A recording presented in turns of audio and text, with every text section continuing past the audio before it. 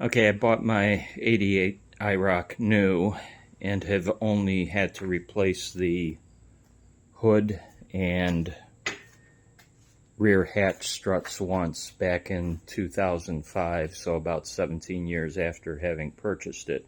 Actually, the rear struts were okay, but I figured at the time, if I'm replacing the hood, may as well replace the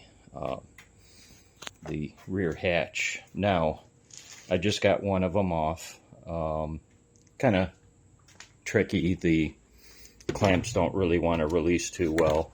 But anyhow, what I ended up, excuse me, buying was a pair of these Stabilus struts from Autozone. They were 20 bucks a piece, but I had $20 off because of oil and everything else that I've purchased recently.